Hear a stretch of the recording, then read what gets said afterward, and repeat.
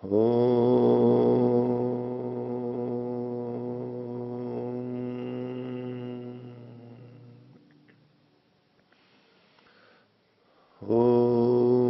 सहना ववतु सहनौ भुनक्तु सह वीर्यं करवावहै तेजस्विनावधीतमस्तु मा विद्विषावहै।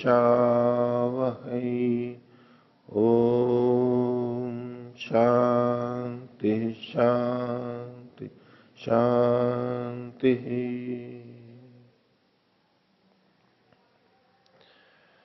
न्याय दर्शन की 8वीं कक्षा, न्याय दर्शन के प्रथम अध्याय का प्रथम आनिक चल रहा है और इसमें हमने पिछली कक्षा में चौथे सूत्र को और उसके भाष्य को कुछ देखा था।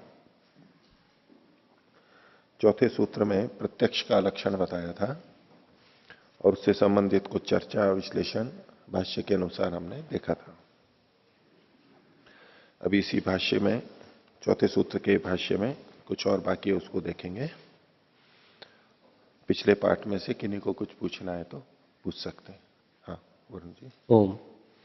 पृष्ठ संख्या 26 पर सूत्र संख्या 4 में हाँ प्रथम लक्षण किया था प्रत्यक्ष का इंद्रियार्थ सन्निकर्षोत्पन्नम, और यहां पर एक प्रश्न उठाया गया था कि यहां आत्मा का मन से संयोग और मन का इंद्रिय से संयोग क्यों नहीं कहा है।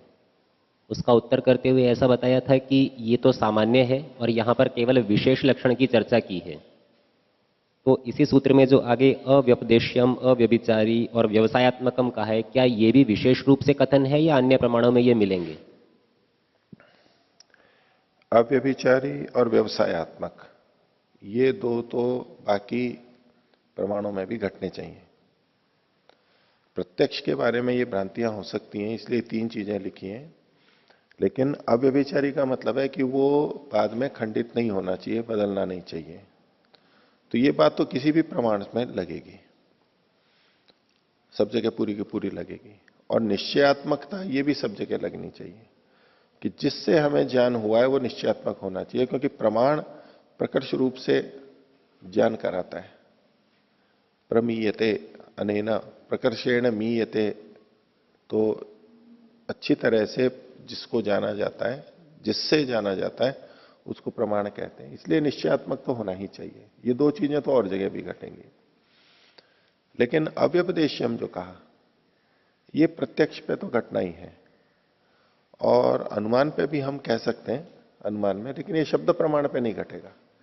शब्द प्रमाण में या अप्तोपदेश में इंद्रियार्थ सन्निकर्षोत्पन्नम ज्ञानम की अतिव्याप्ति हो रही थी, उसको रोकने के लिए अव्यपदेश्यम कहा। अनुमान में आशंका नहीं है और उपमान में भी नहीं है। ये प्रत्यक्ष के अंतर्गत ऐसा अतिव्याप्ति हो रही थी, उसको रोकने के लिए इन्होंने यहां पर कहा है। तो इसका जो अपवाद मिलेगा कि जो व्यपदेश्य होते हुए भी ज्ञान होता है वो शब्द प्रमाण में, अप्तोपदेश में माना जाएगा, तो वहां इसको नहीं कहेंगे। क्योंकि अगर शब्द प्रमाण में भी ये कह दिया कि अव्यपदेश्यम, तो फिर तो शब्द प्रमाण सारा का सारा खंडित हो जाएगा। क्योंकि शब्द प्रमाण सारा व्यपदेश्य ही होता है, चाहे सुन करके हो और चाहे पढ़ करके हो, शब्द के द्वारा वहां ज्ञान होता है।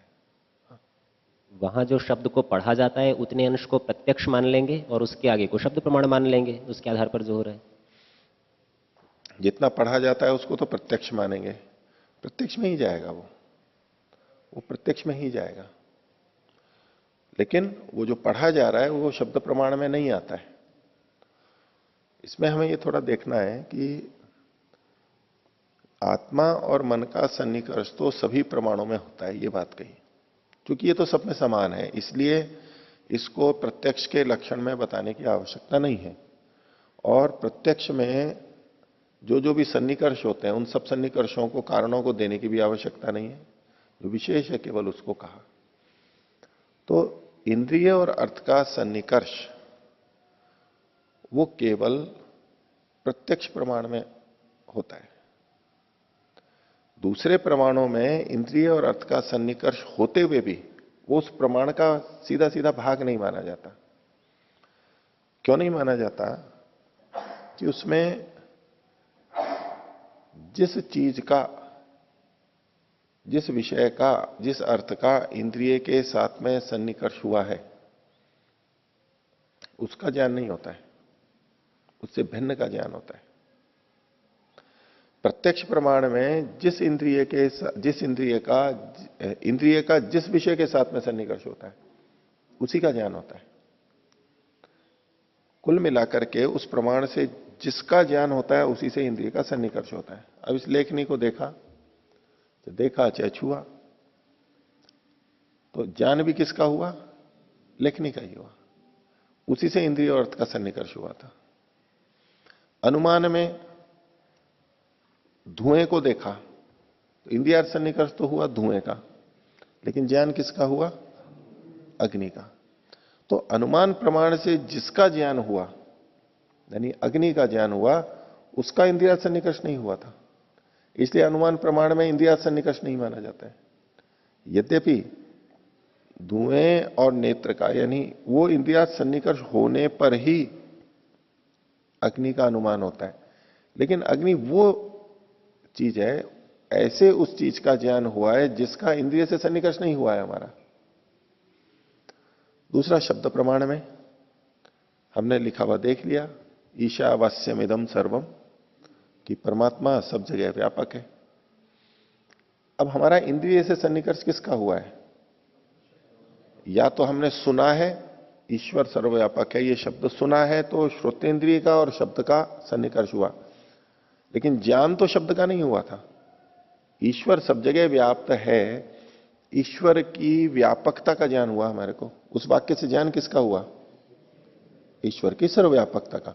तो ईश्वर का या उसकी सर्वव्यापकता का तो इंद्रिय से सन्निकर्ष नहीं हुआ था, इसलिए इंद्रियार्थ सन्निकर्ष वहां पर शब्द प्रमाण के अंतर्गत नहीं आता है। वहां जो ज्ञान हुआ था, क्या आत्मा और मन के स्तर पर हुआ था। अनुमान में भी जब अग्नि का ज्ञान हुआ था, वो आत्मा और मन के स्तर पर हुआ था। शब्द प्रमाण में भी आत्मा और मन के स्तर पर हुआ। इसलिए इन्होंने कहा था कि आत्मा और मन का सन्निकर्ष तो सब जगह है, लेकिन इंद्रिय और अर्थ का सन्निकर्ष ही हमने यहां प्रत्यक्ष प्रमाण में दिया, जो कि अन्य प्रमाणों में नहीं होता है। अब उपमान प्रमाण को लीजिए। पीछे जो इन्होंने उदाहरण दिया था कि किसी वनवासी ने ग्रामीण को ये कहा, गांव वाले, गांव मतलब उस समय नगर और गांव सबको ग्राम्य ही कहा जाता था,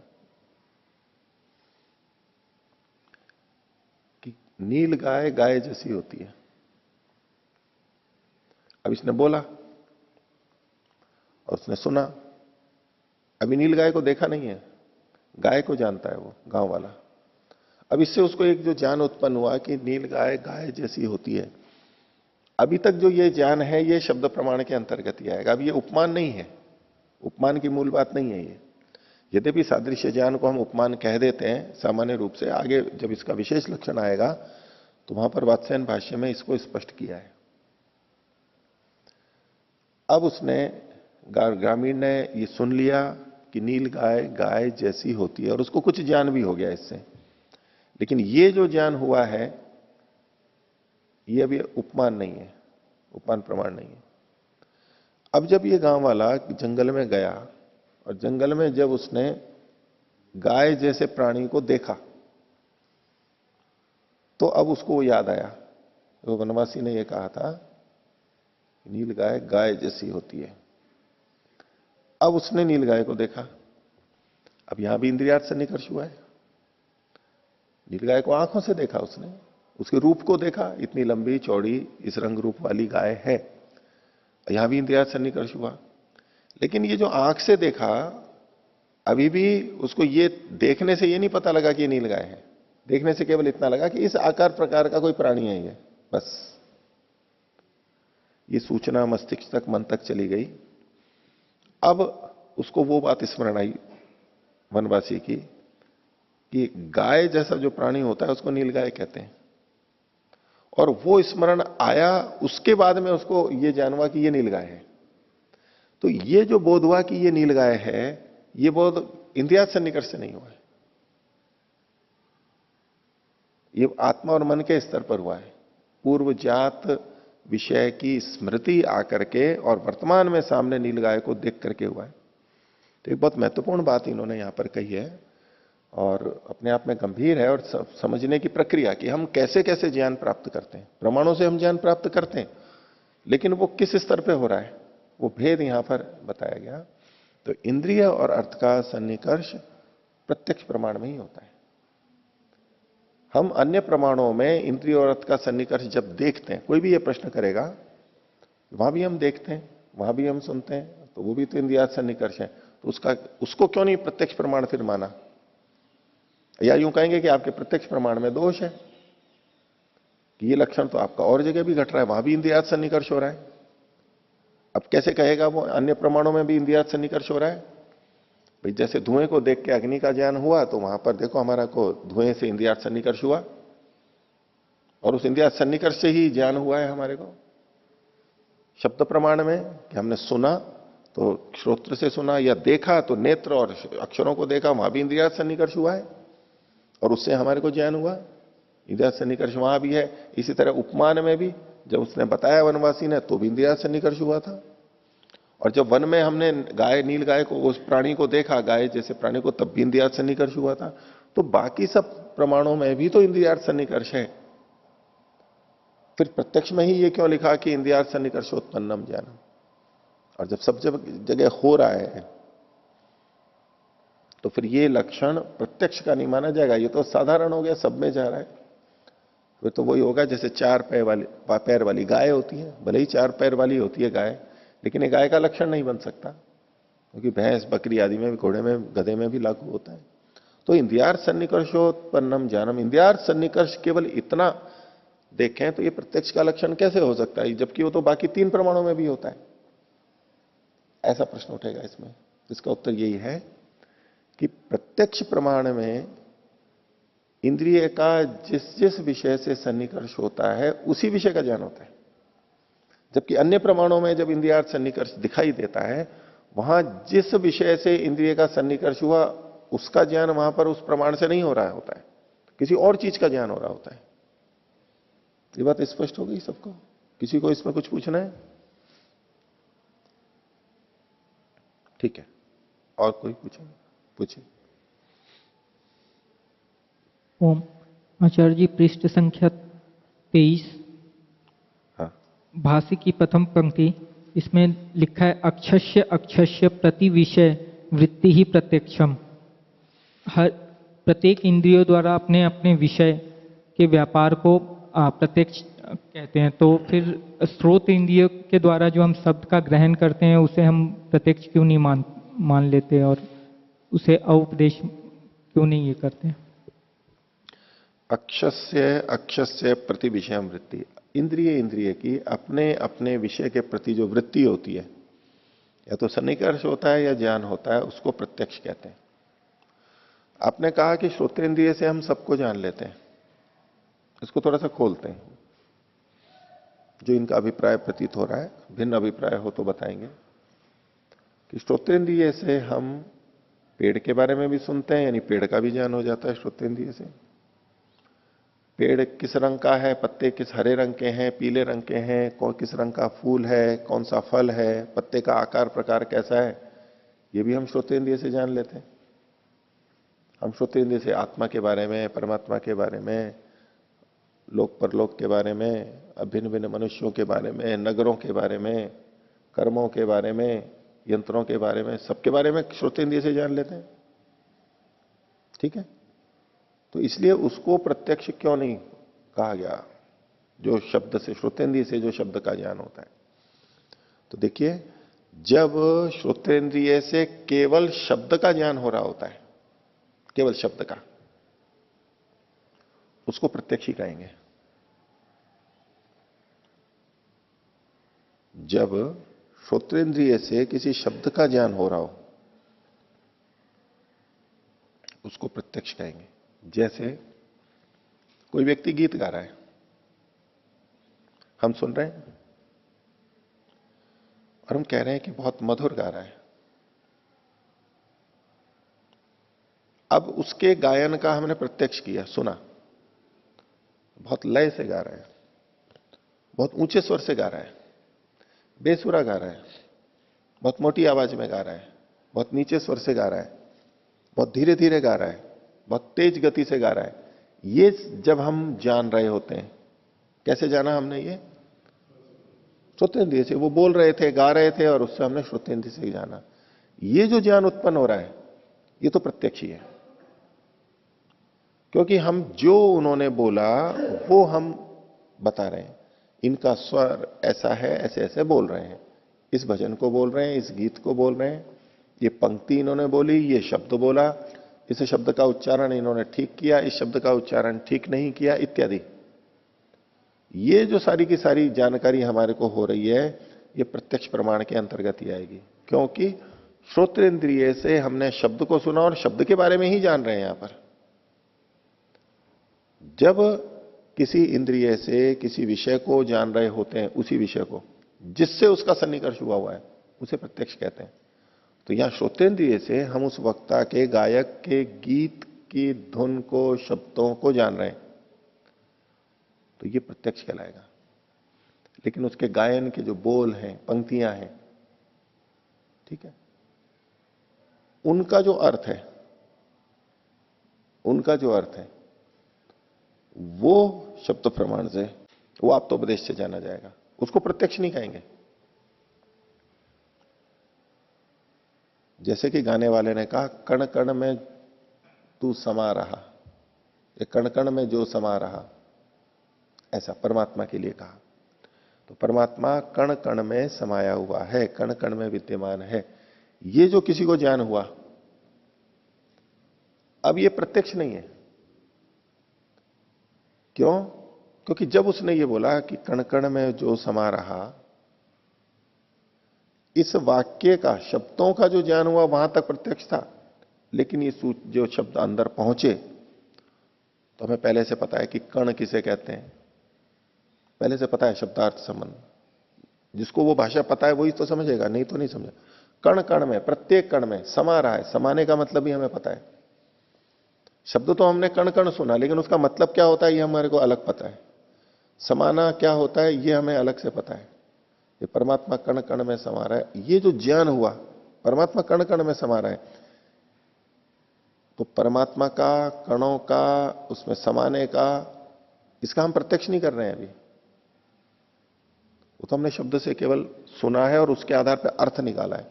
वो अर्थ किस स्तर पर निकला है? आत्मा और मन के सन्निकर्ष के स्तर पर निकला है। तो श्रोतेंद्रिय से हम सबका ज्ञान नहीं करते, श्रोतेंद्रिय से हम शब्द का ही ज्ञान करते हैं। हाँ, शब्द की दिशा आदि का बोध हमारे को पता लग जाता है। तो भाई शब्द आ रहा है तो हमें लगता है बहुत दूर से आ रहा है, या हमें लग जाता है कमरे में कहीं आवाज हुई तो हमें अंदाजा लग जाता है ना इधर से आवाज आई, दिशा का बोध हो जाता है हमारे को। इन सब चीजों को तो हम इसी के साथ साथ लेंगे। श्रोतेंद्रिय से ये प्रत्यक्ष होता है। बाकी उन वाक्यों से, शब्दों से जिन वस्तुओं का ज्ञान होता है, जिनका कि अभी इंद्रिया से निकर्ष नहीं हो रहा है, वो शब्द प्रमाण के अंतर्गत आएंगे। तो श्रोतेंद्रिय से सबका ज्ञान नहीं होता है, श्रोतेंद्रिय से शब्द का ही ज्ञान होता है, और श्रोतेंद्रिय से जो शब्द का ज्ञान होता है उसको प्रत्यक्ष में ही ले लेंगे। हो गया? राम जी। ओम। प्रत्यक्ष के विषय में हेतुया अव्यभिचारी, जो व्यभिचारित नहीं होता है, तो जो ज्ञान आगे जाके व्यभिचारी होगा वो तो हमको भी पता नहीं है, तो उस समय वो ज्ञान किस रूप में माना जाएगा? हाँ, तो जिस समय हमें ज्ञान हुआ शुरू में और हमें पता नहीं है कि ये व्यभिचारी है, उस समय हम उसको प्रत्यक्ष मान लेंगे। प्रत्यक्ष है नहीं वास्तव में, क्योंकि हमें तो यही प्रतीत होगा, यही प्रत्यक्ष है, हमें यही प्रतीत होगा कि वो प्रत्यक्ष है। जब अन्य प्रमाण से अथवा किसी अन्य प्रत्यक्ष से भी, प्रत्यक्ष भिन्न अन्य किसी प्रमाण से बाद में जब उसका बोध होता है तो हमें लगता है कि नहीं ये गलत था।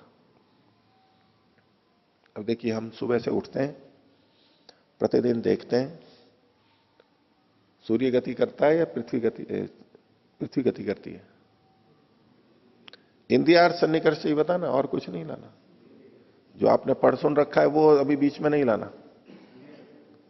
इंद्रियार्थ सन्निकर्ष से क्या ज्ञान उत्पन्न हो रहा है? पृथ्वी क्या हमें चलती हुई दिख रही है? नहीं दिख रही, हमें बिल्कुल स्थिर दिख रही है। भवन, हम सब एकदम स्थिर दिख रहे हैं। जो गति हो रही है वो इस पृथ्वी की गति से भिन्न है। पेड़ पौधे हिल रहे हैं, कर रहे हैं, लोग आ रहे हैं, जा रहे हैं, वो एक अलग गति है। लेकिन पृथ्वी की गति है, उससे संबद्ध हमारे को स्थिर ही दिखाई दे रही है। और सूर्य चलता हुआ दिखाई दे रहा है। इंद्रिया सन्निकर्ष, ये किसी ने कहा भी नहीं है हमारे को, अव्यपदेश है, हमें स्वयं प्रत्यक्ष हो रहा है। इंद्रिया सन्निकर्ष, इसका कभी व्यभिचार होता है? रोज ऐसे ही होता है, बचपन से लेके अब तक। आप चाहे यहां अजमेर में रहते हुए देख लें, चाहे तो भारत के किसी और कोने में या किसी दूसरे देश में जाकर के, हर जगह यही दिखाई देगा। और चाहे मैं देखूं, चाहे आप देखो, चाहे दुनिया का कोई भी व्यक्ति देखे, अजमेर के जितने भी लाखों व्यक्ति हैं, सबका वही निर्णय आ रहा है। और वैज्ञानिक यही तो कहते हैं, कोई प्रयोग किसी ने एक जगह किया, जो परिणाम आया, यदि बार बार वही परिणाम आता हो और अन्य व्यक्ति भी उसको करते हो तब भी वही परिणाम आता हो, तो फिर वो तथ्य माना जाता है। अब ये बताओ, इसके विषय में क्या करेंगे? सूर्य गति कर रहा है और हम यही मानेंगे, और इसलिए बहुत लोग ऐसा ही मानते रहे। अब इसका व्यभिचार कैसे हो, पता कैसे लगा? उससे अलग हो। अब अन्य कई कारण, कई अनुमानों से पता लगाया, अथवा यहां से बाहर गए तब पता लग जाएगा। बाद में पता लगा कि नहीं, सूर्य नहीं घूम रहा है पृथ्वी के, पृथ्वी घूम रही है सूर्य के। कुछ चीजें जो ज्ञान था वो उससे विपरीत हुआ, इस ज्ञान से, उससे वो खंडित हुआ, ये व्यभिचारी हो गया। तो बाद में जब व्यभिचारी हो गया तो नहीं, वो गलत था। तो पता तो बाद में ही लगेगा। जब तक पता नहीं लगता है तब तक तो हमें वही प्रत्यक्ष प्रतीत होगा, तब तक वही प्रत्यक्ष प्रतीत होगा। ये इंद्रियों की सीमा है, इंद्रियों को ऐसा ही दिखाई देगा। इंद्रिय दोषात संस्कार दोषात च अविद्या, अविद्या की उत्पत्ति इंद्रियों के दोष से भी होती है। इंद्रियों की अपनी सीमा है, ऐसा ही ज्ञान कराएंगे। हाँ, उसके आगे जब हम बुद्धि का प्रयोग करेंगे, अनुमान का प्रयोग करेंगे, या अन्य प्रमाणों से पता लगेगा, तो वो चीजें खंडित होंगी। तब लगेगा कि वो हमारा गलत था। क्यों गलत था वो भी पता लग गया। तो जब तक शुरू में हमें पता लगता है, जब तक हमें जो ज्ञान हो रहा है, व्यभिचार का पता नहीं लग रहा है, तो हम उसको सत्य ही मानेंगे। तो इससे यही सीख आती है कि जब हम प्रत्यक्ष करते हैं तो उसका ये मतलब नहीं है कि वो ठीक ही कर रहे हैं, वो गलत भी हो सकता है, व्यभिचारी भी हो सकता है। अब जो लोग प्रत्यक्ष को ही सबसे बलवान मान लेते हैं, एक दृष्टि से है भी, वह हमारी जिज्ञासा समाप्त होती है, जैसा इन्होंने बताया भी, प्रबल होता है, एकदम विश्वास होता है। लेकिन हमेशा ये नहीं होता कि जो दिखता है वैसा ही होता है, वो गड़बड़ भी हो जाता है। इसलिए प्रत्यक्ष में भी प्रश्नवाचक रहता है। इसलिए जब अन्य अनेक प्रमाणों से भी जब कोई बात पुष्ट होती है, तब कहते हैं कि हाँ, ये मैंने ठीक जाना है। हाँ जी। एक और जो विशेषण दिया है अव्यपदेश्य, ये समझ में नहीं आया। अन्य प्रमाणों में कैसे नहीं घटेगा और इसी में कैसे घटेगा प्रत्यक्ष में? अव्यपदेश का मतलब है जो कहा हुआ नहीं होना चाहिए, किसी के कहने से ज्ञान नहीं होना चाहिए। कहने से ज्ञान किस प्रमाण में होता है? शब्द प्रमाण में होता है। तो कोई ऐसा कह सकता था एक मोटे तौर पे कि देखो, शब्द प्रमाण में भी हमने इंद्रियार्थ सन्निकर्ष हुआ था, श्रोत्र और शब्द का, नेत्र और शब्द का, लिपि का इंद्रियार्थ सन्निकर्ष हुआ था, और उससे ज्ञान उत्पन्न हो रहा है। तो ये कह रहे हैं कि कह करके नहीं होना चाहिए। जो ज्ञान हो रहा है वो कहने वाला नहीं होना चाहिए, उसको हटा दो। जो कहने से ज्ञान हुआ है वो शब्द प्रमाण में जाएगा, आप्तोपदेश में जाएगा। उसको छोड़ करके जो बाकी ज्ञान है उसको हम प्रत्यक्ष के अंतर्गत लेंगे। यहां जो हिंदी अर्थ किया है पद पदार्थ करके, उसमें द्वितीय पंक्ति है बीच में, अव्यपदेश्यम, पृष्ठ संख्या 26। इसमें जो बीच में हिंदी में पद पदार्थ करके जो चालू किया है, चौथा अनुच्छेद है, दूसरी पंक्ति, अव्यपदेश्यम। इसका अर्थ क्या? शब्द से व्यवहार करने के अयोग्य। इन्होंने जो लिखा है, आपने लिखा है, आपने पूछा कि अव्यपदेश्य, शब्द से व्यवहार करने अयोग्य। इनका तात्पर्य यह है कि प्रत्यक्ष से जो हमने जाना है, जैसा और जितना पूरा ज्ञान किया है, उस पूरे को हम शब्द से कह नहीं सकते, पूरा पूरा कह नहीं सकते। इन्होंने ऐसा अर्थ किया है। ये लक्षण तो वैसे औरों में भी घटेगा, अनुमान में भी यही बात आ सकती है कि हम उसको कह नहीं सकते उस तरह। नहीं, अनुमान का तो कह सकते हैं ना। अनुमान में जितना ज्ञान हुआ उसको हम पूरे को कह सकते हैं। धुएं को देख करके हमें क्या ज्ञान हुआ?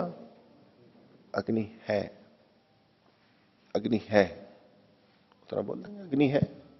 इतना ही ज्ञान हुआ था, इतना बोल भी दिया। ऐसे जितना ज्ञान हुआ था उतना बोल दिया अनुमान में। ऐसे प्रत्यक्ष में भी तो कह सकते, अग्नि को देखा हमने और बोल दिया कि अग्नि है। प्रत्यक्ष में हमने केवल अग्नि है इतना ही ज्ञान नहीं हुआ था, कितनी लंबी चौड़ी है, किस रंग की है, इत्यादि, वो बहुत सारी बातें ज्ञान हुई थी हमारे को। उन सबको हम कह नहीं सकते, हम केवल इतना कहते हैं कि अग्नि है। और थोड़ा सा बढ़ा दीजिए, आप वर्णन कर दीजिए, लपटें ऊंची ऊंची उठ रही हैं। हम ऊंची ऊंची का मतलब कितना है आपने नापा तो है नहीं फीट से कि इतनी और इतनी।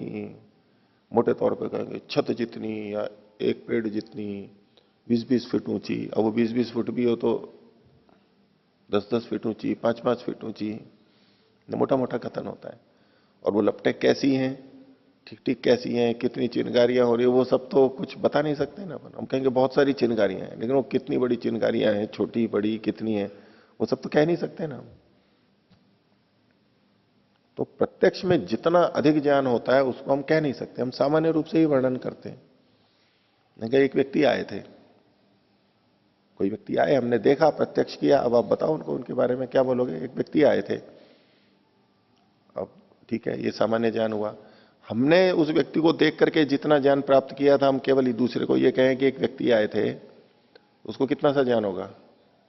थोड़ा सा होगा। और बता दो आप, इस रंग रूप वाले थे, इस कपड़े वाले थे, ऐसे थे, और आप 10-20-50 वाक्य बोल दो, तो भी आप वो सारा नहीं बता सकते जो कि आपने प्रत्यक्ष में देखा है। लेकिन अनुमान में हम बता सकते हैं, शब्द प्रमाण में बता सकते हैं कि उसने ये कहा, बिल्कुल वो का वो वाक्य बोल देंगे कि उसने ये कहा। ठीक है, उसको पूरा नहीं बताया जा सकता, इसको शब्द प्रमाण, इसको प्रत्यक्ष को पूरा नहीं बताया जा सकता, औरों को हम बता सकते हैं। हाँ। इस प्रकार अनुमान में कभी कभी जैसे हो सकता है, जैसे कि अग्नि धुआं है, धुआं ज्यादा या कम, हमने जो प्रत्यक्ष किया तो ज्यादा होगा तो हमारा अनुमान अलग होगा, और कम धुआं होगा तो अनुमान अलग होगा। तो जो आप कह रहे थे कि अनुमान में भी हमें कुछ कम ज्यादा ज्ञान हो सकता है, कि धुआं थोड़ा देखा तो छोटी आग है, धुआं अधिक देखा तो बड़ी आग है। ठीक है, तो जितना जाना था उतना हम कह भी सकते हैं। हमने कहा छोटी आग है, अब छोटी आग है तो हम कितना छोटी है, और निश्चित पैमाना तो है नहीं, हमने कहा भाई छोटी है बस, और छोटी शब्द को हमने बोल दिया, उतना उतना बोल दिया मैंने, कोई विशेष ज्ञान तो हुआ नहीं था। प्रत्यक्ष में जितना हम जानते हैं वो हम शब्द से प्रकट नहीं कर सकते। इनका जो कथन है वो अभिप्राय मैं आपके सामने रख रहा हूं, इन्होंने ऐसा अर्थ किया है। ठीक। और कोई? हाँ, पृष्ठ 15 पर। पृष्ठ 15 पर ये 7वीं लाइन है जी। संयोग संयुक्त समवाय सन्निकर्ष 6 प्रकार का है। संयोग संयुक्त समवाय। देखिए, प्रत्यक्ष में जो हमारे सन्निकर्ष की बात कही गई थी, इंद्रियार्थ सन्निकर्षोत्पन्नम ज्ञानम। सन्निकर्ष का मतलब है इंद्रिय का अर्थ के साथ में सन्निकर्ष, इंद्रिय का अर्थ के साथ में सन्निकर्ष। अब प्रश्न ये उठता है कि अर्थ है क्या? एक तरफ तो अर्थ को हमने कहा भी है हेतु हान हान उपाय, इस 4 तरह से वर्गीकृत कर दिया। दुख, दुख का कारण, सुख, सुख का कारण। लेकिन उसके अतिरिक्त हम देखें कि इंद्रिय से जिसको हम जानते हैं उसको अर्थ कहते हैं। तो अब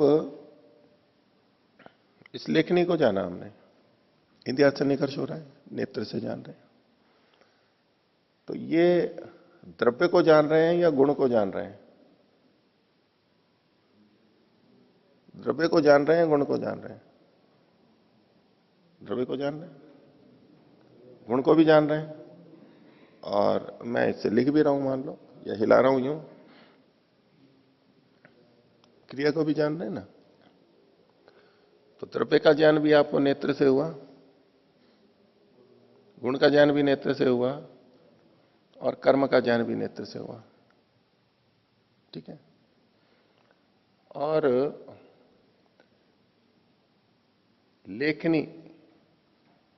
लेखनी पना इसमें है, जाति। जैसे किसी मनुष्य को देखते हैं तो क्या मनुष्यत्व है इसमें, मनुष्यत्व कहेंगे ना। ये जड़ है तो इसमें जड़त्व है, चेतन है चेतनत्व है। ये जो त्व करके या देवत्व या देवता ऐसे जो अर्थ करते हैं, भाव में करते हैं, जाति, उसका ज्ञान। जैसे एक तो है गाय, एक व्यक्ति, एक इकाई, एक गाय। एक है कि हम कहें कि गाय अच्छा पशु है, तब गाय अच्छा पशु है, गाय का क्या मतलब है? ये वाली गाय जो हमारे पास खड़ी है, ये कौन सी? सारी गाय। तो जिस जिसमें गोत्व जाति है वो, वहां जाति भी अर्थ हम देते हैं। तो हमारे को देखो, इसको लेखनी को इस द्रव्य का भी ज्ञान हुआ, इसके गुणों का भी, इसके कर्मों का भी, और द्रव्य की द्रव्यत्व जाति का भी हुआ। ये एक द्रव्य है ना, द्रव्यत्व जाति का भी ज्ञान हुआ। रूप है तो इसके रूपत्व, रूप की रूपत्व जाति होती है, उसका भी ज्ञान हुआ। कर्म है, कर्म का ज्ञान हो रहा है, तो कर्मत्व जाति का भी ज्ञान हो रहा है। ऐसे तो ये कौन से सन्निकर्ष हुए, किस तरह से ये सन्निकर्ष हुआ? तो इस बात को समझाने के लिए इन्होंने यहां पर भेद किए। जैसे देखिए, पहला इन्होंने कहा सन्निकर्ष, संयोग सन्निकर्ष। जब हम किसी द्रव्य के साथ में द्रव्य का प्रत्यक्ष करते हैं, उसको संयोग कहते हैं। ये इंद्रिय और अर्थ का सन्निकर्ष। इसको देख के आपने कहा कि भाई लेखनी है, ये एक लेखनी है, मेरे को देख रहे हैं, हम कहा भाई ये सत्यजित है। ये जो एक द्रव्य का ज्ञान हो रहा है, ये इंद्रियार्थ सन्निकर्ष हो गया। अब इस लेखनी में विद्यमान जो सफेद गुण है, लंबापन है, चिकनापन है, जो जो भी इसका रंग रूप है, उसका भी ज्ञान हुआ। इसका रंग रूप इस द्रव्य में रहता है, गुण हमेशा द्रव्य में रहता है। तो हमारा इंद्रिय का इससे द्रव्य से सन्निकर्ष हुआ, और द्रव्य में द्रव्य के गुण है। तो हमारे को गुण का ज्ञान सीधे ना हो करके इंद्रिय का द्रव्य से सन्निकर्ष हुआ, और द्रव्य में स्थित गुणों का ज्ञान हमारे को हुआ। तो उसको जब कहना होता है तो इसको कहा कि संयुक्त समवाय। द्रव्य में जो गुण होते हैं, द्रव्य में जो कर्म होते हैं, और द्रव्य की जो अपनी जाति होती है, वो, इन तीन का ज्ञान संयुक्त समवाय से हुआ है, साक्षात नहीं हुआ, परंपरा से। अब इसमें हमने देखो गुण का, कर्म का और द्रव्यत्व जाति का, तीन का ज्ञान किया संयुक्त समवाय में। अब इसमें द्रव्य की जाति का तो पता लग गया, लेकिन गुण और कर्म की जाति का तो अभी पता नहीं लगा इतने से, क्योंकि गुणत्व जो जाति है वो किस में रहती है? गुण में। द्रव्य में गुण रहता है और गुण में गुणत्व जाति रहती है, द्रव्य में द्रव्यत्व जाति रहती है। द्रव्य में गुण रहता है, द्रव्य में कर्म रहता है, द्रव्य में द्रव्यत्व जाति रहती है। इन तीनों का ज्ञान द्वितीय स्तर पे हुआ। ये सब चीजें द्रव्य में रहती हैं। तो ये तो हुआ संयुक्त समवाय। और अब द्रव्य में स्थित जो गुण है, उस गुण में जो गुणत्व जाति रहती है, उसका ज्ञान कैसे हुआ? द्रव्य में जो कर्म रहता है और उस कर्म में भी जो कर्मत्व जाति रहती है, उसका ज्ञान कैसे हुआ? एक पेटी, उस पेटी में दूसरी पेटी, और उसमें फिर तीसरी पेटी, अंदर अंदर, उसमें वो, उसमें वो, और उसमें वो। द्रव्य, द्रव्य में गुण, और गुण में गुणत्व जाति। तो जो गुणत्व जाति है उसका प्रत्यक्ष कैसे हुआ? तो संयुक्त समवेत समवाय। जिस चीज के साथ इंद्रिय का सन्निकर्ष हुआ, वो उसमें जो समवेत है और उसमें जो समवाय संबंध से जाति रहती है, उसका भी ज्ञान हमारे को हो रहा है, जिसको संयुक्त समवेत समवाय का। तो गुणत्व जाति का और कर्मत्व जाति का, ये दो जो जातियां हैं, इसका ज्ञान हमें संयुक्त समवेत समवाय से हुआ। फिर से बोलता हूं, द्रव्य का जब ज्ञान हुआ, यह तो हुआ संयोग, इंद्रियार्थ सन्निकर्ष जो है, द्रव्य के साथ इंद्रिय का सन्निकर्ष हो गया, वो ज्ञान हो गया।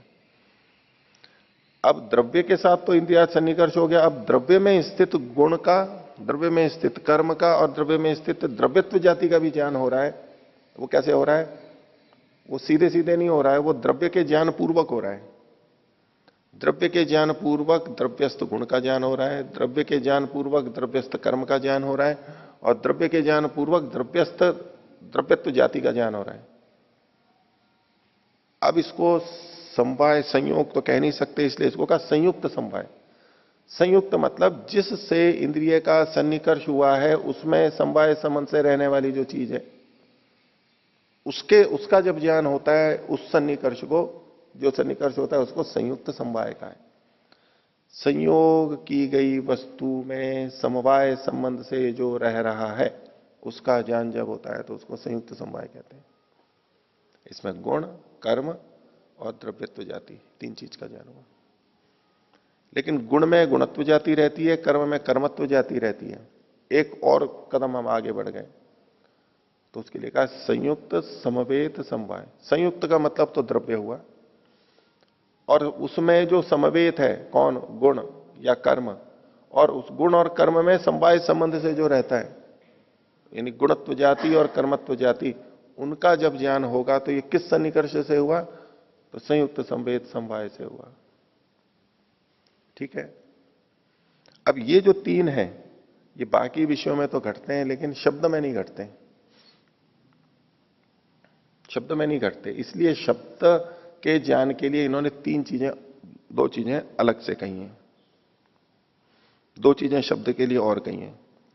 देखो, और गुणों का तो ज्ञान हम कैसे होता है? हमारे को द्रव्य का ज्ञान होता है तो गुणों का ज्ञान होता है, यानी शब्द को छोड़ करके स्पर्श, रूप, रस और गंध, तो हमें द्रव्य का ज्ञान होता है। शब्द के लिए ये नहीं था। तो शब्द के प्रत्यक्ष में इन्होंने संयोग नहीं होता है, द्रव्य के साथ में संयोग नहीं हो रहा है हमारा, वो तो आकाश स्वयं है ही बस सब जगह। तो उसमें सीधे समवाय सन्निकर्ष किया था इन्होंने। श्रोतेंद्रिय का शब्द से जो सन्निकर्ष हुआ वो समवाय संबंध है बस। और शब्द में जो शब्दत्व जाती है, शब्दगत जो जाति है, उसका भी जब ज्ञान हो जाता है तो ये है संयुक्त समवेत समवाय, समवेत समवाय बस। इस शब्द के संदर्भ में दो चीजें अलग लिखी, बाकी सब में जो चार विषय हैं, स्पर्श, रूप, रस, गंध, उसके लिए प्रथम तीन लगेंगे, और शब्द के लिए चौथा और पांचवा समवाय और समवेत समवाय लगेगा। अब एक और बचा जो कि व्यास भाष्य, इसमें वात्स्यायन भाष्य में भी आया था कि किसी वस्तु के सत का, विद्यमानता का, भाव का ज्ञान हमें इंद्रिय से होता है। उस वस्तु के अभाव का ज्ञान किससे होता है? उसी इंद्रिय से होता है। तो बोले आपने अभाव का ज्ञान हुआ, ठीक है, आपने यहां पर लक्षण दिया इंद्रियार्थ सन्निकर्षोत्पन्नम ज्ञानम प्रत्यक्षम। जब आपको अभाव का प्रत्यक्ष हुआ तो इंद्रिय का किस अर्थ से सन्निकर्ष हुआ था? अभाव है, हमने कहा इस कमरे में गाय का, हाथी घोड़े का अभाव है, ठीक है, इस कमरे में वृक्ष का अभाव है, तो इसको भी प्रत्यक्ष कहेंगे ना। प्रत्यक्ष ही तो कहा था इन्होंने। तो अच्छा, पहले प्रत्यक्ष कह रहे हो आप, तो प्रत्यक्ष की परिभाषा क्या दी थी? इंद्रिय और अर्थ के सन्निकर्ष से उत्पन्न ज्ञान होता है। तो इंद्रिय आपको कैसे पता लगा कि यहां पर वृक्ष नहीं है, हाथी नहीं है इस कमरे में, हॉल में? नेत्रों से पता लगा। और इंद्रिय, तो इंद्रिय का किस अर्थ से सन्निकर्ष हुआ? अभाव से। अभाव तो कोई अर्थ होता ही नहीं। अभाव तो अर्थ का ना होना अभाव होता है। अर्थ मतलब भाव, उसका ना होना। कुछ है ही नहीं तो इंद्रिय का किस अर्थ से सन्निकर्ष हुआ? हुआ ही नहीं हुआ, फिर आप इसको प्रत्यक्ष कैसे कह देते हो? सन्निकर्ष किससे हुआ?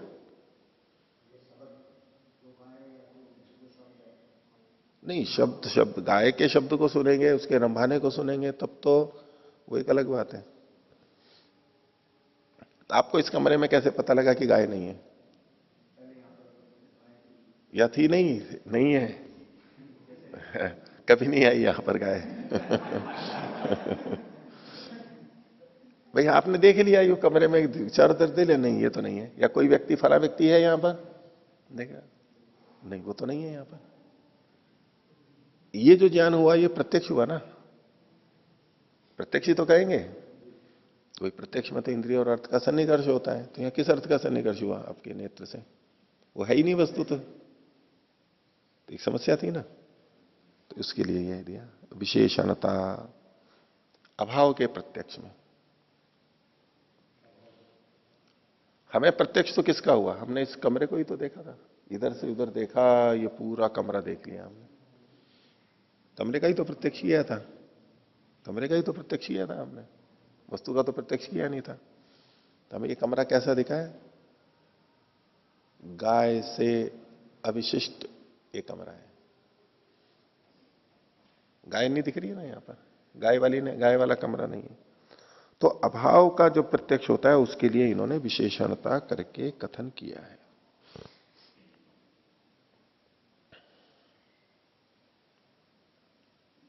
जिस चीज का हम अभाव देख रहे हैं वो अभाव कहां पर है वो देखा जाता है। हम कहें कि भाई यहां रसोई में चाकू नहीं है, पट्टे पे चाकू नहीं है, या टोकरी है, टोकरी में फल नहीं है। हमने टोकरी देखी, वहां फल नहीं है, तो उसका फल रखने का जो अधिकरण था, स्थान था, वो हमने देखा।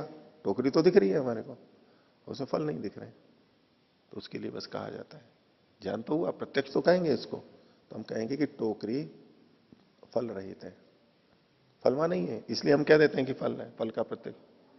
वास्तव में तो हमने फल का अभाव कोई अर्थ ही नहीं है, तो उसका प्रत्यक्ष कैसे कहेंगे? सीधे सीधे तो अर्थ तो कोई सत्तात्मक वस्तु होगी ना, नहीं तो असत्तात्मक है, लेकिन फिर भी उसको कहा जाता है। तो वो कौन सा सन्निकर्ष था? तो उसके लिए इस तरह से ये व्याख्या करते हैं लेकिन सीधे सीधे ऐसा हमारे इसमें न्याय दर्शन में नहीं आता। लेकिन हाँ, जब इसमें चिंतन चलते हैं न्याय दर्शन की प्रक्रियाओं पे और पे प्रश्न उठे, नव्य न्याय आए, बात के ग्रंथ हुए, उन्होंने इस तरह की बातें फिर और खोल करके लिखी हैं कि भाई यहां ऐसे ऐसे सन्निकर्ष होते हैं। और प्रत्यक्ष में जो हमें ज्ञान होता है, जिन वस्तुओं का ज्ञान होता है, उनमें सब में एक जैसा सन्निकर्ष नहीं होता है, अलग अलग तरीके के सन्निकर्ष होते हैं। उन अलग अलग तरीके के सन्निकर्षों को जनाने के लिए इन्होंने यहां पर ऐसा लिखा है। ठीक है, अभी आप सामान्य रूप से यही समझिए, इंद्रिय और रथ के सन्निकर्ष से जो ज्ञान होता है उसको प्रत्यक्ष कहते हैं।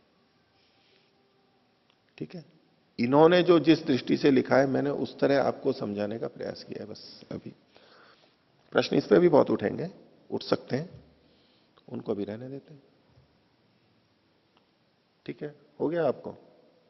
हाँ आचार्य जी, जब अभी आपने कहा था अव्यभिचारी के उसमें, तो उसी प्रकार अगर व्यवसायत्मक में अगर आता है संशय जब तक बना रहेगा तब तक वो प्रत्यक्ष प्रमाण के अंतर्गत नहीं आएगा? नहीं आएगा, उसको प्रत्यक्ष नहीं कहते जब तक। इसीलिए व्यवसायत्मक का है, निश्चयात्मक होना चाहिए। जब तक हमें संदेह है उसे प्रत्यक्ष नहीं है। हम सामने एक व्यक्ति है, हम कहें कि रामलाल जी हैं या श्यामलाल जी हैं, ये अगर हमारे मन में है तो अभी उसको प्रत्यक्ष नहीं कहेंगे। हाँ, हम उस समय ये कह सकते नहीं, कोई व्यक्ति है सामने, इतना तो हमारे को निश्चय है, एक व्यक्ति तो खड़ा है, ये व्यक्ति जो आए हैं ये हैं, इसमें हमें कोई संदेह नहीं है। तो ये जो ज्ञान हुआ कि कोई व्यक्ति है, ये तो निश्चयात्मक है, व्यवसायत्मक है, इसको तो प्रत्यक्ष कहेंगे। लेकिन ये रामलाल जी है या श्यामलाल जी हैं, ये नहीं पता लग रहा है। ये भेड़िया है या कुत्ता है, ये पता नहीं लग रहा है, ये संदेह है, तो ये प्रत्यक्ष नहीं कहलाएगा। जब तक संदेह है तब तक उसको प्रत्यक्ष में नहीं लेंगे। और संदेह तो रहा नहीं, लेकिन निश्चय तो कर लिया हमने, लेकिन वो निश्चय हो गया लेकिन था वो गलत, तो बाद में खंडित हो जाएगा, तो व्यभिचारी हो जाएगा, तब भी वो प्रत्यक्ष नहीं कहलाएगा। ठीक है, तो आगे चलते हैं।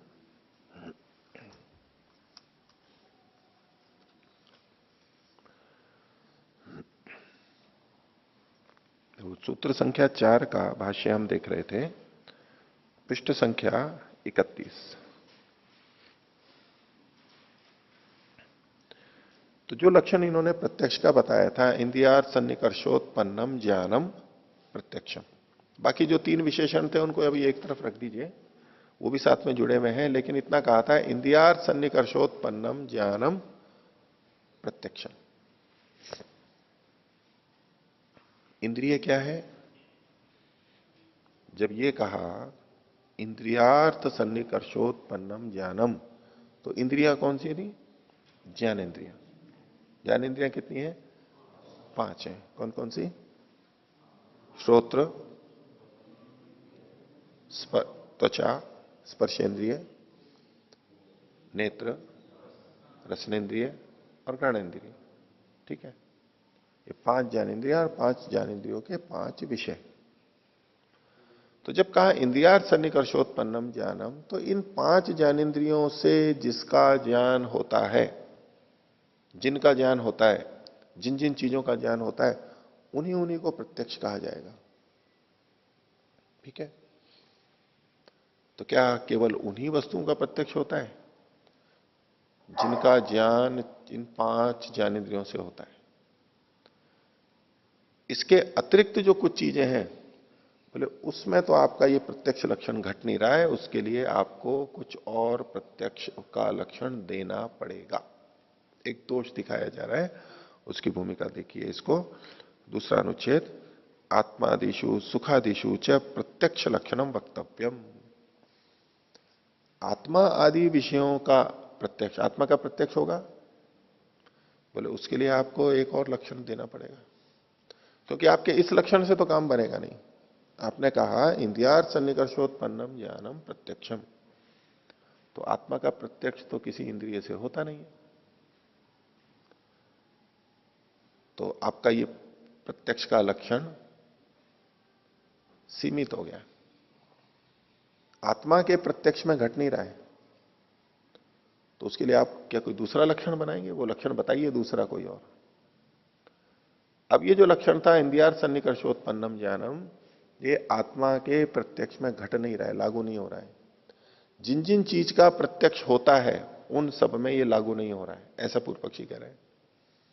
तो इसका क्या मतलब होगा कि ये लक्षण इंद्रियार्थ सन्निकर्षोत्पन्न ज्ञान, ये जो लक्षण है प्रत्यक्ष का, ये अव्याप्ति दोष से युक्त है, सब जगह घट नहीं रहा है। एक तो कहा आत्मादिशु, तो आत्मा और आत्मा जैसी और चीजें, आत्मा के अलावा और कौन सी चीजें ले सकते हैं हम?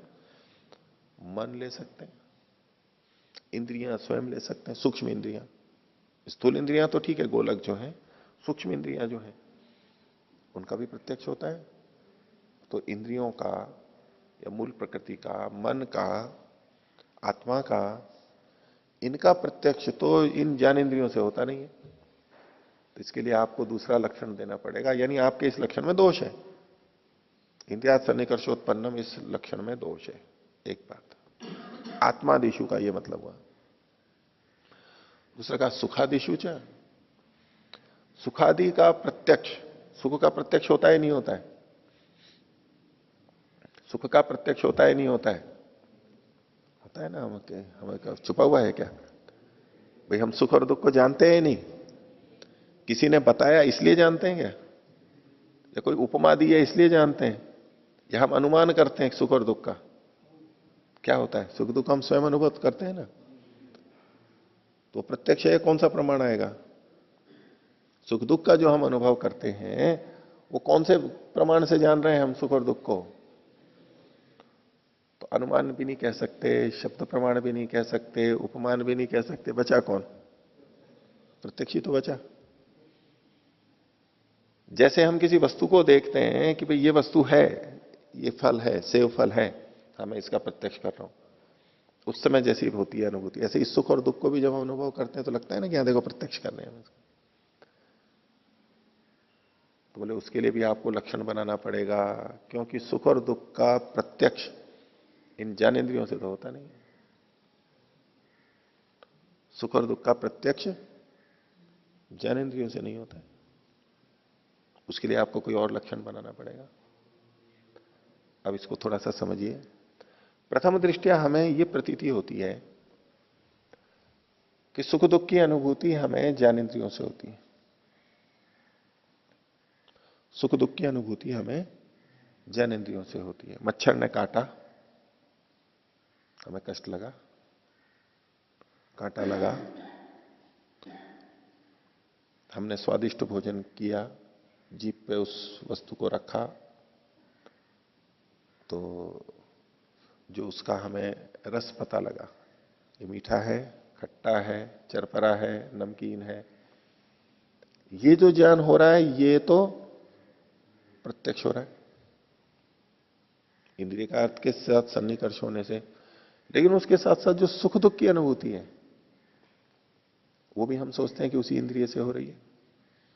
हम मधुर संगीत सुन रहे हैं तो जो अच्छा लग रहा है, मधुर लग रहा है बहुत, तो हमें यूं लगता है ना जैसे हम कान से सुख ले रहे हैं, जिह्वा से ले रहे हैं। गंध सूंघ रहे हैं तो बहुत अच्छी आ रही है या दुर्गंध आ रही है, तो हमें सुख और दुख होता है सुगंध दुर्गंध के साथ साथ। तो कैसा लगता है हमारे को, नाक से हम सुख दुख ले रहे हैं। इसी तरह छूने का है, यदि सुखद स्पर्श है यानी हमारे अनुकूल स्पर्श है तो हमें अच्छा लगता है, प्रतिकूल स्पर्श है तो हमें दुख होता है। तो ज्ञानेंद्रियों से जब हम जानते हैं उसके साथ साथ सुख दुख जुड़ा हुआ हमें लगता है। लेकिन वास्तव में क्या सिद्धांत है, इस प्रश्न से भी पता लग रहा है कि सुखादि का ज्ञान इंद्रियार्थ सन्निकर्ष से नहीं होता। जैसे आत्मा आदि का ज्ञान इंद्रियार्थ सन्निकर्ष से नहीं होता। इंद्रिय का मतलब 5 ज्ञानेंद्रियां लेकर के चलेंगे। आत्मा आदि का ज्ञान जैसे इंद्रियार्थ सन्निकर्ष से नहीं होता, इसलिए कह रहे हैं कि आप इसका लक्षण और कोई बताइए। इस लक्षण से तो आत्मा आदि का प्रत्यक्ष प्रत्यक्ष नहीं कहलाएगा फिर वो। ऐसे ही सुख दुख का ज्ञान भी ज्ञानेंद्रियों से तो होता नहीं है, तो फिर इनका प्रत्यक्ष कैसे होता है, उसका कोई आपको और लक्षण बताना पड़ेगा। ये आपके लक्षण में दोष है। तो ज्ञानेंद्रियों से हम इनके 5 विषयों को जानते हैं, शब्द स्पर्श रूप रसगंध। अपने शास्त्र में कहीं भी ये नहीं लिखा हुआ है कि इन इंद्रियों से सुख होता है या दुख होता है, किस इंद्रिय से होता है। यद्यपि ये हम कहते हैं मोटे तौर पे कि इंद्रिय सुख है। इंद्रिय सुख मतलब इंद्रियों से जो हम बाह्य विषयों का, उसमें शब्द स्पर्श रूप रसगंध सभी आ गए, उनसे हम सुख भी अनुभव करते हैं और दुख भी अनुभव करते हैं। लेकिन किसी भी ज्ञानेंद्रिय का विषय सुख और दुख नहीं है। जब हमने कुछ खाया, जैसे आज आपने चूरमे का लड्डू खाया, ठीक है, अब सबको अच्छा नहीं लगा होगा ये अलग बात है, लेकिन सुख तो आया होगा जिनको अच्छा लगता है। तो जिह्वा रसनेन्द्रिय के साथ में उसका जो सन्निकर्ष हुआ, उससे हमें यह जान हुआ कि मीठा है, ये इस घी का स्वाद आ रहा है, इसमें आटे का स्वाद आ रहा है, ये ऐसा है, ये थोड़ा मोटा मोटा है, दाने दाने हैं इसमें, इत्यादि जो भी हमें हुआ।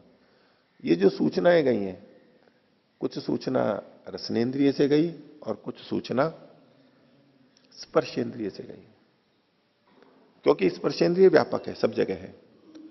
जीभ पे भी रसनेन्द्रिय भी है और स्पर्शेंद्रिय भी, इसलिए हमें दोनों का पता लगे। एक ठंडा है, गर्म है, शीत और उष्ण का ज्ञान हमारे को स्पर्शेंद्रिय से होता है, या दोनों है। इसलिए हमारे को लगता है कि लगता नहीं जीभ से रसनेन्द्रिय है, उससे हमारे को ठंडे गर्म का भी कैसे ज्ञान हो गया। रसनेन्द्रिय केवल रस को बताएगी, स्पर्शेंद्रिय स्पर्श को बताएगी, इसका स्पर्श मृदु है, इसका स्पर्श खुरदरा है, ये ठंडा है, ये गर्म है। तो हमारे को दोनों से ज्ञान हुआ। लेकिन इससे अभी तक सुख दुख वाली बात नहीं आई थी, यहां नहीं है सुख दुख। इसके बाद में ये सूचनाएं जब अंदर गई, वहां अनुकूलता प्रतिकूलता के आधार पर हमें सुख दुख की अनुभूति होती है। इसलिए इन्होंने कहा कि सुखादियों का भी लक्षण आपको करना चाहिए, क्योंकि वो इंद्रियार्थ सन्निकर्ष में तो आता नहीं है। इंद्रियार्थ सन्निकर्ष से नहीं होता है सुख दुख। सुखादि में सुख के साथ साथ दुख ले लेंगे, या कुछ और भाव जो हैं जिनको हम अनुभव करते हैं, हम एक दूसरे के प्रति प्रेम, स्नेह, मित्रता का भाव, द्वेष का भाव, क्रोध का भाव, शत्रुता का भाव, प्रतिस्पर्धा का भाव, ऊंच नीच का भाव, यहां मान अपमान जो अनुभव करते हैं, ये सब प्रत्यक्ष हो रहे हैं नहीं हो रहे हैं, ये सब सुखादि में आ जाएंगे। जो हम भावनात्मक चीजें हम अनुभव करते हैं, अच्छी या बुरी जो भी, उसको हम प्रत्यक्ष माने या अनुमान माने, कौन से प्रमाण में लेंगे? नहीं, प्रत्यक्ष ही हो रहा है वो। तो हमें अपना जो पता लगता है वो प्रत्यक्ष होता है। दूसरे का जो पता लगता है कि ये सुखी है, दुखी है, ये अपमानित हो गया है, ये ईर्ष्या से युक्त है, ये प्रतिस्पर्धा से युक्त है, वो तो हम अनुमान करते हैं बाह्य लक्षणों को देख के। लेकिन हम जब अपना आकलन करते हैं कि भाई इस समय मैं द्वेष में हूं, मैं इस समय प्रेम में हूं, इसमें मित्रता का भाव है, इस समय शत्रुता का भाव है, इस समय उपेक्षा का भाव है, इस समय क्षोभ हो रहा है, ये जो सारी भावनाएं अंदर, तो बोले इनका भी प्रत्यक्ष ही है ये तो इसके लिए आपको दूसरा लक्षण देना चाहिए, क्योंकि इंद्रियार्थ सन्निकर्ष में तो इसको बात ही नहीं बनी है। तो फिर से देखिए पंक्ति, आत्मादिशु सुखादिशु जब प्रत्यक्ष लक्षणम वक्तव्यम, प्रत्यक्ष का लक्षण कहना चाहिए। क्यों प्रत्यक्ष लक्षण कहना चाहिए इसका अलग से? अनिंद्रियार्थ सन्निकर्षम ही तदिति, ये जो ज्ञान है ये अनिंद्रियार्थ सन्निकर्ष है, इंद्रियों का इनके साथ सन्निकर्ष होकर ज्ञान नहीं होता है, ये अनिंद्रियार्थ सन्निकर्ष है। या इंद्रिय का मतलब 5 ज्ञानेंद्रियां लेंगी, तो इससे एकदम स्पष्ट होता है कि इनका जो ज्ञान होता है वो इन 5 ज्ञानेंद्रियों से नहीं होता है। क्योंकि इस शास्त्र में जब इंद्रिय शब्द का प्रयोग किया गया तो इंद्रियों में मतलब 5 ज्ञानेंद्रियों का ग्रहण किया गया। आगे जब प्रमेयों को बताया, 12 प्रमेय, आप चाहे तो उसको देख भी लीजिए। 9वां सूत्र, पृष्ठ संख्या 42, 12 प्रमेय गिना है, पृष्ठ संख्या 42 का सूत्र है आत्मा शरीर इंद्रिय। देखो इंद्रिय शब्द आ गया अलग से, अर्थ बुद्धि मन, बुद्धि तो अलग हो गया, मन यहां पर अलग से आया है। तो मन को इंद्रियों से अलग गिना हुआ है आपने, मन को आपने इंद्रियों से अलग गिना है, इसका मतलब है इंद्रिय शब्द में मन का ग्रहण नहीं होगा। तो आपने जिस समय ये लक्षण किया इंद्रियार्थ सन्निकर्षोत्पन्नम ज्ञानम, तो यहां इंद्रिय से किस इंद्रिय का ग्रहण करेंगे? 5 ज्ञानेंद्रियों का। कोई कह सकता है कि मन भी इंद्रिय है, तो पूर्व पक्षी ये कहेगा कि मन इंद्रिय है, तो यदि मन इंद्रिय होती तो 12 द्रव्यों में आपने मन को इंद्रियों से अलग क्यों पढ़ रखा है? आपने अलग पढ़ा है, इसका मतलब है वो इंद्रिय नहीं है। तो जब आप इंद्रियार्थ सन्निकर्षोत्पन्नम ज्ञानम लक्षण कर रहे हैं तो वहां इंद्रिय में मन को छोड़ करके ज्ञानेंद्रियों का ही ग्रहण होगा, मन का ग्रहण नहीं होगा। और ये जो चीजें हैं आत्मा आदि का प्रत्यक्ष और सुख आदि का प्रत्यक्ष, ये मन से होता है, इंद्रियों से नहीं होता है, मन से होता है। तो इनका आपको लक्षण और कुछ कहना चाहिए। तो अनिंद्रियार्थ सन्निकर्षम ही तदिति। आगे इंद्रिय से वही सतो मनसः, इंद्रिय पे पृथक उपदेशो धर्म भेदात। अब इस पे सिद्धांति उत्तर दे रहा है कि भाई इसमें कोई दिक्कत नहीं है, मन भी एक इंद्रिय है और आत्मा आदि का जो प्रत्यक्ष है वो मन से होता है, सुख दुख आदि का प्रत्यक्ष जो होता है वो मन से होता है। जो भावनाएं हैं ना, सुख दुख इच्छा, सुख दुख इच्छा, राग द्वेष, ये जो चीजें इनका प्रत्यक्ष किससे होता है? मन से होता है। तो आत्मा आदि का भी प्रत्यक्ष मन से होता है, मन का प्रत्यक्ष भी मन से होता है। तो हमारा लक्षण ठीक है, इंद्रियार्थ सन्निकर्षोत्पन्न में इंद्रिय शब्द से हम मन का भी ग्रहण करेंगे और उसका इन विषयों से सन्निकर्ष होगा, तो ये भी प्रत्यक्ष के अंतर्गत आ जाएगा। तो कह रहे हैं कि फिर आपने मन को अलग क्यों पढ़ा इंद्रियों से अतिरिक्त? उसका उत्तर दे रहे हैं कि इंद्रिय से वही सतो मनस है, मन के इंद्रिय होते हुए भी, यानी मन इंद्रिय है, पृथक उपदेश है, लेकिन फिर भी उसको जो अलग से पढ़ा है, पृथक उपदेश किया, उद्देश्य किया। 12 प्रमेयों में मन और इंद्रिय को अलग अलग पढ़ा है, ये जो अलग अलग किया पृथक उपदेश है, वो धर्म भेदात, इनके धर्म गुणों के भिन्नता के कारण से किया है। यद्यपि इंद्रिय है वो भी, लेकिन फिर भी अलग किया है। क्या भेद है उसको बता रहे हैं। भौतिकानी इंद्रियाणी नियत विषयाणी, इंद्रियां जो है ये भौतिक है और निश्चित विषय वाली हैं, अपने अपने निश्चित विषय वाली हैं। सब विषयों को सब इंद्रियां नहीं जानती हैं। अब यहां इंद्रियों को भौतिक कहा है, या इंद्रियों का मतलब है भौतिक इंद्रियां, गोलक जो है ये भौतिक ही है। ये जो हमारे को दिखाई देते हैं, आंख नाक कान आदि जो है ये भौतिक है। ये विषय अन्य दर्शनों में भी आता है कि इंद्रियां भौतिक है या भौतिक है। तो जब गोलक की बात करते हैं तो इनको भौतिक ही मानेंगे। और जो सूक्ष्म इंद्रियां हैं, जो सूक्ष्म शरीर के भाग हैं, जो जन्म के मरने के बाद में जन्म लेते समय हमारे साथ साथ में जाती हैं, वो सूक्ष्म इंद्रियां हैं, वो भौतिक नहीं है, वो भूतों से नहीं बनी है। यहां जो इंद्रियां कही गई हैं वो भौतिक इंद्रियां हैं। तो कह रहे हैं मन से और इन इंद्रियों का क्या भेद है? भौतिकानी इंद्रियाणी नियत विषयाणी और सगुणानाम चैषाम इंद्रिय भाव इति। और ये जब अपने अपने गुणों से, विशिष्ट गुणों से युक्त होती हैं, तभी इनका इंद्रिय भाव होता है। जिनसे जाना जाता है उसको इंद्रिय बोलते हैं। इंद्र का जो साधन है उसको इंद्रिय बोलते हैं, आत्मा का जो साधन है, ज्ञान का साधन है, उसको ज्ञान इंद्रिय बोलते हैं। तो इनके अपने निश्चित विषय हैं, नियत विषय हैं। श्रोत्र रूप को नहीं देख सकता, जिह्वा जो है वो रूप को नहीं देख सकती, सबके अपने अपने नियत विषय हैं। लेकिन मन के लिए विशेषता कहा, मनस्तु अभौतिकम सर्व विषयम च। मन भौतिक नहीं है, अभौतिक है, और सर्व विषयम च, सभी विषयों वाला है। मन भौतिक नहीं है, अभौतिक है। सामान्यतः लोग बोल देते हैं कि भौतिक का मतलब होता है जड़, जो भौतिक पदार्थ होते हैं वो जड़ होते हैं। तो लोग प्रत्येक जड़ वस्तु को भौतिक कह देते हैं। लेकिन दार्शनिक दृष्टि से जब देखेंगे, सांख्य दर्शन में भी जो निर्माण की प्रक्रिया बताई गई है, उसमें मन को भूतों से बना हुआ नहीं कहा है। मन जड़ तो है, प्रकृति से बना है, या यूं कहो अहंकार से बना है, जड़ है, लेकिन भौतिक नहीं है। क्योंकि जो पांच भूत का मतलब है पांच भूत, या तो सूक्ष्म भूत का हो चाहे महाभूत का हो, स्थूल भूत का हो, पृथ्वी जल अग्नि वायु आकाश, या तो शब्द तन्मात्रा, स्पर्श तन्मात्रा, रूप तन्मात्रा, रस तन्मात्रा, गंध तन्मात्रा, इनमें से किसी को भी लीजिए। अगर इनसे बना होता तो कह सकते थे कि भौतिक है, भूतों से बना हुआ है। भौतिक किसे कहते हैं? जो भूतों से बना हुआ है। लेकिन मन तो भूतों से नहीं बना है, वो तो अहंकार से बना है। पांच ज्ञानेंद्रियां जो सूक्ष्म है वो भी अहंकार से बनी है, पांच कर्मेंद्रियां जो सूक्ष्म है वो भी अहंकार से बनी है, मन भी अहंकार से बना है, इसलिए मन अभौतिक है। तो अब ये इंद्रियों का और मन का भेद बता रहे हैं कि क्यों हमने मन को इंद्रियों से अलग पढ़ा है प्रमेयों में। लेकिन यहां जब इंद्रियार्थ सन्निकर्ष करेंगे, वहां तो इंद्रिय शब्द से मन का भी ग्रहण हो जाएगा। इसलिए आत्मादि का प्रत्यक्ष और सुखादि का प्रत्यक्ष भी इसी प्रत्यक्ष परिभाषा में आ जाएगा। हमें अलग से लक्षण बनाने की आवश्यकता नहीं है। ये सिद्धांति का समाधान है। तो मन को इंद्रियों से अलग क्यों पढ़ा? क्योंकि ये अभौतिक है, वो इंद्रियां हैं वो भौतिक हैं। तो और वो अपने अपने विषय वाली हैं। और ये मन कैसा है? सर्व विषयम च, मन सर्व विषय वाला है। क्योंकि विषयों का जब इंद्रियों से सन्निकर्ष होता है और फिर मन से सन्निकर्ष होता है, तो श्रोतेंद्रिय से जब मन का सन्निकर्ष होगा तो मन शब्द को भी सुनेगा। मन का जब नेत्रेंद्रिय से संपर्क होगा तो रूप को भी जानेगा, आत्मा तक ले जाएगा। ऐसे ही बाकी इंद्रियों को के साथ भी जो सन्निकर्ष होगा, तो मन का विषय कौन सा है? शब्द है, स्पर्श है, रूप है, रस है, गंध है, सभी है।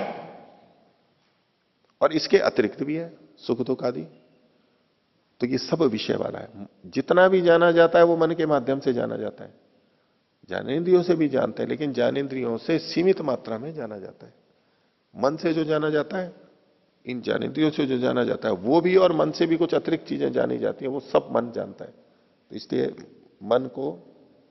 इसलिए मन को इंद्रियों से अलग पढ़ा गया प्रमेयों में।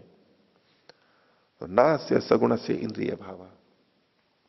सगुण मतलब विशेष विशेष विशिष्ट गुण से युक्त होते हुए मन का इंद्रिय भाव नहीं है, वो तो सब विषयों वाला है, इसलिए इंद्रिय भाव है। तो मन भी एक इंद्रिय है। इसलिए जब हम इंद्रियार्थ सन्निकर्षोत्पन्नम ज्ञानम ये लक्षण दे रहे हैं प्रत्यक्ष का, तो वहां पर इंद्रिय शब्द से मन का भी ग्रहण हो जाएगा। इसलिए हमारे को अलग लक्षण बनाने की जरूरत नहीं है। पूर्व पक्षी ने यह समझा था, प्रश्नकर्ता ने यह समझा था कि जब इंद्रियार्थ सन्निकर्षोत्पन्नम है तो इंद्रिय का मतलब पांच ज्ञानेंद्रिय ही ले रहे हैं। इसलिए उसने पूछा था कि बाकी इनका आत्मादि का और सुख दुखादि का प्रत्यक्ष होता है, उसके लिए आपको अलग लक्षण बनाना पड़ेगा। तो इन्होंने समाधान दे दिया कि इसके लिए अलग लक्षण बनाने की जरूरत नहीं है। आगे सतीच इंद्रियार्थ सन्निकर्षे सन्निधिम असन्निधिम च अस्य युगपत ज्ञानान उत्पत्ति कारणम वक्ष्यामा। मन का लक्षण आगे बताएंगे ये, तो उस संदर्भ को लेते हुए बोल रहे हैं कि इंद्रिय और अर्थ का सन्निकर्ष होने पर भी यदि मन का इंद्रिय के साथ में सन्निकर्ष नहीं हो रहा है तो ज्ञान उत्पन्न नहीं होगा। इंद्रिय और अर्थ का सन्निकर्ष हो गया है लेकिन मन वहां पर नहीं है तो ज्ञान नहीं होगा, और मन वहां पर है तो ज्ञान हो जाएगा। यही मन का लक्षण वहां आगे बताया गया कि इंद्रियार्थ सन्निकर्ष होते हुए भी ज्ञान का होना ना होना ये मन का लक्षण है, मन की सत्ता को स्थापित करता है। वो विस्तार वहां देखेंगे। ये आगे अध्याय 1 के प्रथमानि का 16वां सूत्र आएगा। आगे मनसश्च इंद्रिय भाव तन्न वाच्यम लक्षणांतरम इति। तो मन के इंद्रिय भाव होने से, यानी मन भी चूंकि इंद्रिय है, इसलिए लक्षणांतर, लक्षणांतर का मतलब जो प्रत्यक्ष का लक्षण कहा गया उससे भिन्न कोई लक्षण प्रत्यक्ष का न वाच्यम कहने की आवश्यकता नहीं है, नहीं कहना चाहिए। पूर्व पक्षी कह रहा था कि कहना चाहिए। आगे तंत्रांतर समाचाराच एतत् प्रत्येतव्यमिति। और ये मन भी इंद्रिय है, ये तंत्रांतर के समाचार से, समाचार मतलब व्यवहार से, सम्यक आचरण से। तंत्रांतर का मतलब है अन्य जो तंत्र है, अन्य तंत्र मतलब वैशेषिक हो गया, सांख्य हो गया, ये जो अन्य शास्त्र हैं, इनके व्यवहार से ही हमें पता लग जाएगा कि मन भी इंद्रिय है। मन को वहां पर उभयात्मक कहा है, उभयात्मक कहा है, बाह्य और आभ्यंतर। बाह्य इंद्रिय से भी जुड़ा हुआ रहता है और आभ्यंतर भी उसका काम होता है, दोनों तरह से होता है। तो इसलिए इसको मन को भी इंद्रिय हम मान लेंगे। यहां भले ही नहीं माना, सीधे सीधे नहीं माना गया, लेकिन वो इसमें अंतर्भावित है। परमतम अप्रतिषिद्धम अनुमतम ही तंत्र युक्ति ही। तंत्र युक्ति शास्त्र की युक्ति है, व्यवहार है कि वहां पर क्या निश्चय करते हैं कि दूसरे का मत यदि अप्रतिषिद्ध खंडित नहीं किया है तो वो अनुमतम हमें स्वीकार होता है, ऐसा समझ लेना चाहिए। दूसरे का कोई विषय हम बोल रहे हैं या नहीं भी बोल रहे हैं और हमने उसका खंडन नहीं किया है तो हम मान के चलना चाहिए कि वो अनुमत है। तो मन भी इंद्रिय है, इसको यहां भले इन्होंने कहा नहीं हो, लेकिन उन्होंने मन के इंद्रिय होने का खंडन भी नहीं किया है। तो इससे पता लगता है कि मन को भी इंद्रिय यहां पर स्वीकार किया जा सकता है, इसलिए लक्षणांतर करने की आवश्यकता नहीं है। तो ये इन्होंने प्रत्यक्ष की परिभाषा दी और भाष्य के अंदर उसकी विवेचना भी की कि जो प्रत्यक्ष का लक्षण दिया गया वो ठीक है या नहीं है, इसमें प्रश्न उठाए गए कई और उनका समाधान भी किया गया। तो आज का पाठ इतना ही रखते हैं। प्रणव ध्वनि।